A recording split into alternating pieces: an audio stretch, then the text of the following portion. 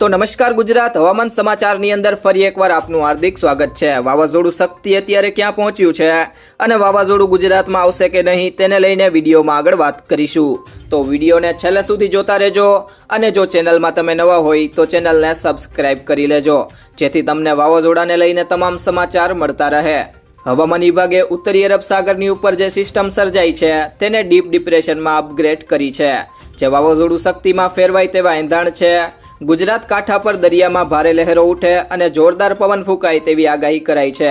ભારતના પશ્ચિમ કાંઠે એલર્ટ જાહેર કરાયું છે, કારણ કે ભારતીય હવામાન વિજ્ઞાન વિભાગે કહ્યું છે કે ઉત્તર પૂર્વી અરબ સાગર પર બનેલું એક ડીપ ડિપ્રેશન ગણતરીના કલાકોમાં ચક્રવાતી તોફાન શક્તિમાં ફેરવાઈ શકે છે અને એ પછી એક ગંભીર ચક્રવાતી તોફાનમાં ફેરવાઈ શકે છે। આ સિસ્ટમ જે હાલમાં દ્વારકા અને પોરબંદરના પશ્ચિમમાં સ્થિત છે, ભારતથી દૂર ઉત્તર પશ્ચિમ અરબ સાગર તરફ આગળ વધવાની સંભાવના છે, પરંતુ તે પહેલા ગુજરાત ઉત્તર મહારાષ્ટ્રના કાંઠે સમુદ્રમાં મોટી લહેરો અને તોફાન આવી શકે છે। ચોમાસા બાદ આ અરબ સાગરમાં પહેલું મોટું તોફાન છે અને તેનું નામ શક્તિ વિવાદ પણ પેદા કરી રહ્યું છે, કારણ કે પહેલા ચક્રવાતી શક્તિ અંગે ભ્રમની સ્થિતિ હતી જે વાસ્તવમાં ક્યારેય બન્યું જ ન હતું। માછીમારોને 3 થી 6 ઓક્ટોબર સુધી ઉત્તર પૂર્વ અને તેને સંલગ્ન ઉત્તર પશ્ચિમ અરબ સાગર તથા ગુજરાત અને ઉત્તર મહારાષ્ટ્રના કાંઠાઓ પર ન જવાની સૂચના અપાઈ છે।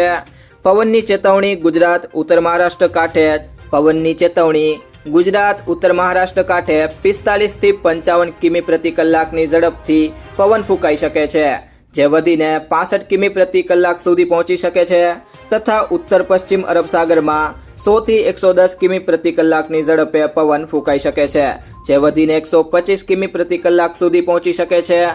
ગુજરાત ઉત્તર મહારાષ્ટ્ર કાંઠાઓ પાસે સમુદ્રની સ્થિતિ ખરાબથી લઈને વધુ ખરાબ રહી શકે છે।